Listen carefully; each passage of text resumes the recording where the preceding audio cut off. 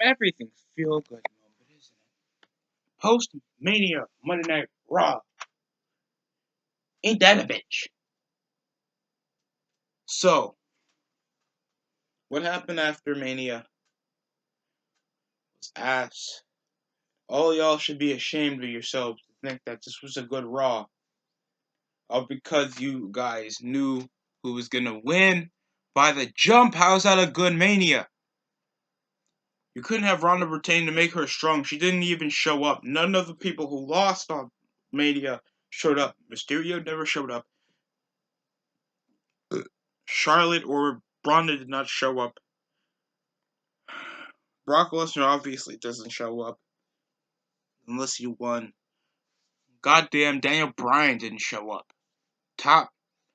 One of the top guys in the company did not show up. Seth Rollins came out celebratory after becoming Universal Champion. Kofi Kingston and the New Day came as well.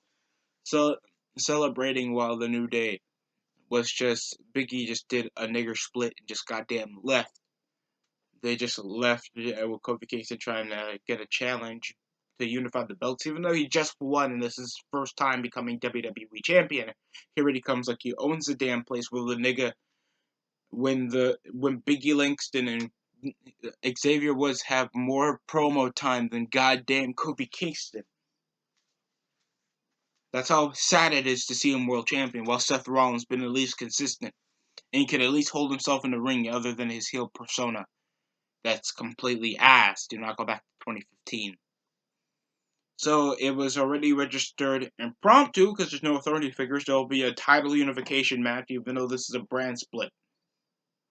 So obviously the McMahons would not let that slide, and obviously there would be some talk backstage to actually have some actual authority, or at least some characters. No, they wouldn't have that. Just it would be scheduled for later tonight because they don't give a fuck. They don't care. I don't know why. While your champion's looking like he just came from a gay pride debate or something. Next up was involving the Revival getting a rematch against Zack Ryder and Curt Hawkins.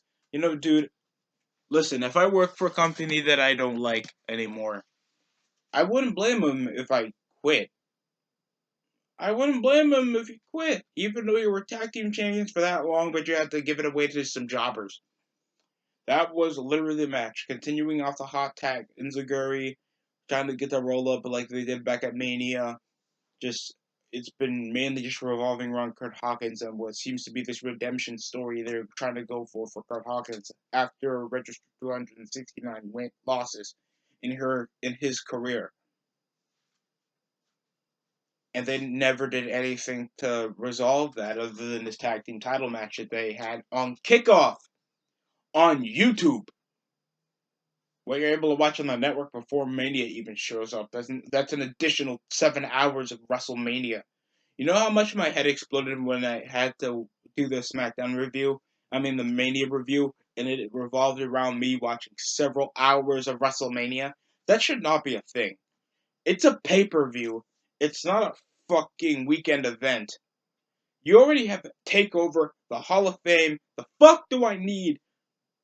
I'm sorry. I apologize. Watching SmackDown and Raw is hell. A hell that I chose to get through. I already have not the privilege anymore to watch Batista continue off his storyline with Triple H now that I heard that he retired, unfairly enough. All because he's getting old, he's already making money off this acting bullshit, so I already understand why he would not be in the ring anymore consistently. Even though I would love him to come back doing that shit again, just beating the shit out of everyone, even though there needs to be real men in the company now. So Hawkins and Ryder's retain. I don't know, even though Edge is gone, they're not going to call themselves the Edgeheads anymore. Next up was involving Baron Corbin and Kurt Angle, with Baron Corbin asking for a medal after defeating the Olympic gold medalist back at Mania in a boring-ass match that I'm not going to go straight to. He just sucker punched him, then hit him with the ankle lock until Lars Sullivan came. And a surprise post-Mania appearance. Oh, an NXT guy after Mania. And then he comes on SmackDown the next week to just kill that momentum. It's really that bad. And you niggas take it like SmackDown and Raw are good because they have these surprise appearances. That's not what makes a good Raw. Don't go to What Culture and look at their ups and downs. Don't look at that bullshit. That doesn't show a good show. From what they like outweighs from what you like. It's what you like in a show, and the majority of y'all matter because that's the point where WWE is losing that real fan experience. These guys are smart mark fuckers that realize that their value of professional wrestling just comes from Dave Meltzer and whatever the fuck that they think is racist or stupidly offensive. Even the Booker T and Triple H storyline. Yes, it's controversial, but I think they were talking about his criminal background other than him being black and that dumb shit. Booker T, and they discussed him back in 2000 when David Arquette was world champion, and he's notable for the fucking spinneroonie. He had a faction called Harlem Heat. You know how embarrassing that should be? Even though Harlem Heat is kind of a Hall of Fame tag team. Their attire looked like, I can't pull it up, but their attire looked gay as fuck. I can understand that. That what makes Triple H don't take Booker T seriously in the entire feud, even though he's a former 5-time champion. There was a count of 24 title changes in 1 year in the calendar year of 2000 for World Championship Wrestling. Lars Sullivan just came out and attacked Kurt Angle in his final appearance on Raw, but supposedly should be his final appearance on Raw, and just gave him bad luck. Kurt Angle slam, and then Lars Sullivan came and hit that fall away slam, and then a flying headbutt from the top. Even though Lars Sullivan is like 6'3", he has big ass hands. His body is bullshit, but he's incredibly big and strong. They better not give him the Braun Strowman push, even though Braun Strowman is still a superstar. But why the fuck was he on Kickoff messing with some SNL faggots instead of trying to issue his Universal title rematch after what happened back before the Royal Rumble? That's some bullshit. Do storylines. The fuck is wrong with y'all niggas? This is 3 hours and I've never even seen a coherent storyline that lasted 3 months. You know how sad that is to watch a 3-hour show and none of these wrestlers wrestle for no rhyme or reason?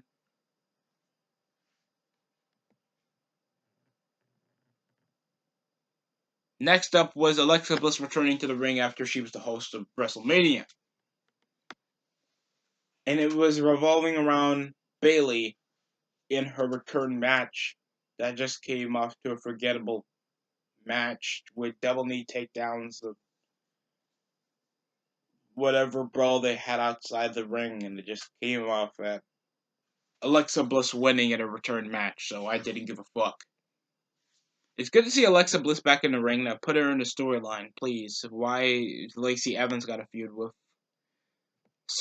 Becky Lynch? I don't understand. I don't. This was a forgettable match. Next up was involving Becky Lynch's return on Raw, even though she's mainly a SmackDown superstar, but she's now undisputed women's champion. Who came to interrupt her? With her being like, oh, everybody's happy. Everybody loves it. Everybody loves it. That's literally her entire promo. She's not threatening any other women in the back. She lost all that persona that she had when she was chasing the belt, and now she's back to babyface Becky Lynch because she won the belt. She couldn't change the belts to make it be one so the women's title can have a distinct look. Even though it just looks like the WWE Championship but smaller and has a white strap but a different color behind the goddamn simplistic ass font. And now she feuds with Lacey Evans. That wasn't even the women's right. It was a basic sucker punch that goddamn Becky Lynch no-sold for these bitches to just beat the shit out of each other. I don't know Lacey Evans trying to fight in the heels. I don't know how that works in 2019. Come on, bro. If this is Lacey Evans' chance to get in a program with Becky Lynch, I suspect something more interesting than that. Lacey Evans barely even has a complete sentence to say whenever she walks through the ramp. She doesn't even register heat. She just comes and wastes everybody's screen time. That should be alright if she had something to say. She doesn't be like questions any of the women in the locker room. She doesn't try to question any of the women in the attendance, or at least any of the women in the world. She just comes around, does a waltz on the fucking entrance ramp every goddamn week, even on pay-per-view. Shouldn't she be upset that she has nothing to say on the pay-per-view, or at least has a squash match to show her abilities? Because every time I hear of Lacey Evans, I feel of the several botches. I just remember the several botches that she did in the Royal Rumble in her first pay-per-view debut. That's how I feel. And she was one of the 5 call-ups. And EC3 does dark matches now. Nikki Cross barely shows up. Heavy Machinery hasn't been notable on the main roster since like February. And only Ricochet and Aleister Black are showing up because they're actually popular on NXT.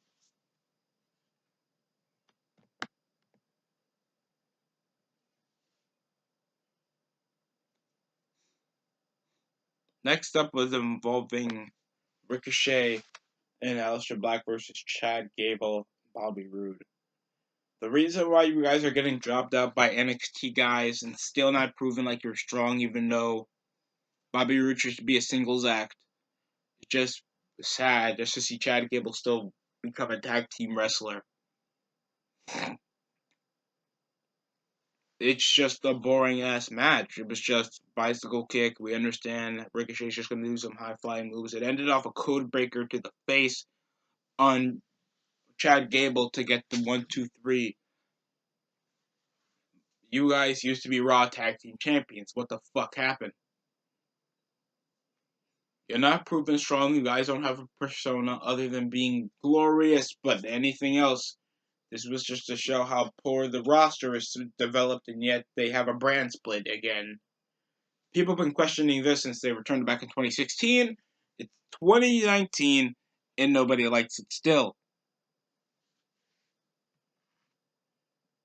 Hell, WWE even tried to rip off the theme that, like Monday Night Raw, with that metallic iron feel.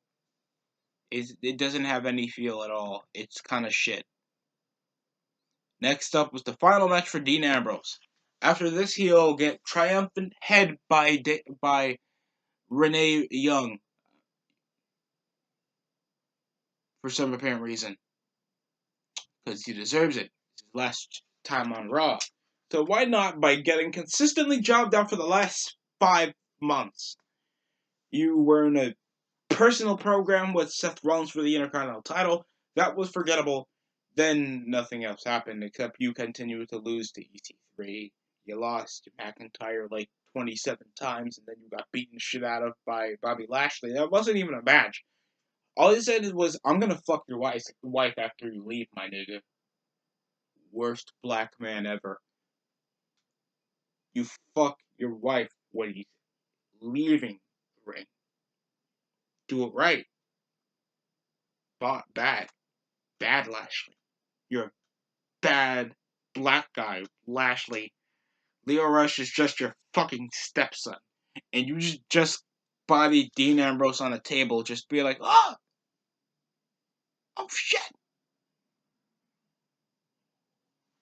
While Corey Graves is just trying to DM Carmelo after commercial break, so he has something to do. And I don't know why Michael Cole is still on commentary. I don't know why Renee Young is still on commentary, even though the only thing she pays attention to is that my husband is getting jobbed out every damn week. But I still give him some good head after. It's literally it. I'm trying to go through this quickly because it's 3 hours from Monday Night Raw, so going through every segment is going to be rough for me. Next up was the return of Sami Zayn. This was jagged out from the back, where they issued Sami Zayn coming through the backstage entrance to the ring just to have a return match for an open challenge. Then it was just Finn Balor. Why is losing to Finn Balor when he's regular more embarrassing than losing to him when he's at his demon form? And why would he put the Intercontinental title on the line even though Sami Zayn obviously wanted just a regular one-on-one affair? Why did they make the stakes higher for Sami Zayn in a decent match? It was just high flying, some really good wrist locks, he did some good corner moves. it did nothing to tell a story other than to just turn Sami Zayn immediately heel, all because that he's better as a heel. It's a whiny bitch heel. So that's pretty much it. It was a good promo. He obviously don't give a shit about the fans, and he wanted to actually distribute his hatred and how he felt about how over his career already and crap like that. So this is kind of entertaining at least, but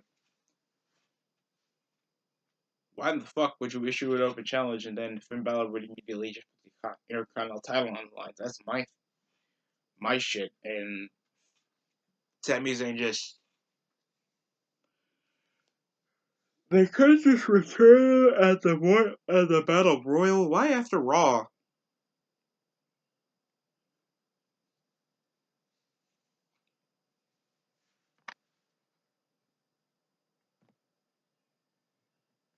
Next up was involving Elias, who should be a top guy, who should be entertaining, that should be holding the Intercontinental title, but he comes out just getting roasted by John Cena, and then just buried by The Undertaker to have a match at Saudi Arabia afterwards. Because he did the same thing with Rusev. Because The Undertaker is 1-0 in Saudi Arabia, but he's 21-0. I mean 22-0, 22-2 at WrestleMania. So he's going to make a new undefeated rank. He's going to make it to 10-0 at Saudi Arabia. That's how long of a contract and them got to last. Because WWE is doing this for the money and less of the creativity. And just came out of saying he's going to rap. Then we just ended up with a dead man and dung. Biggest pop of the night. I did not care. It's cool to see The Undertaker, but it's like, he didn't have to make him wrestle. Just let him have an appearance or something. But you still want to make him wrestle. WWE, you're a shell of piece of shit. And I want you to understand, this old fucker doesn't have to do a damn thing. Make interesting feuds, and maybe people would actually want to see Raw.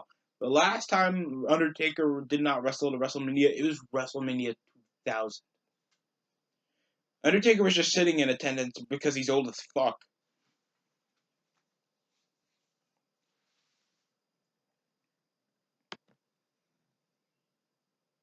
Next up was the title match for Kofi Kingston. It only lasted for like a few minutes until the bar came and interrupted them because they're SmackDown. Then it just came to an impromptu tag team.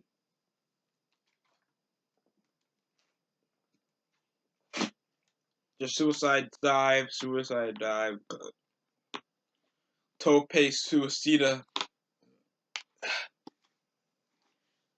dropkick, hot tag, curb stomp for the end.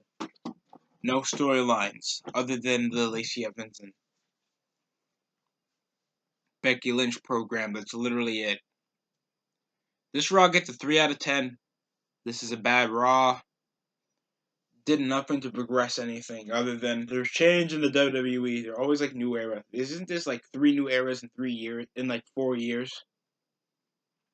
What development is WWE going over this? Nobody cares about the brand split. The Universal title looks still ugly as fuck while Seth Rollins was holding that like he just made a custom belt from WWE to shop.com.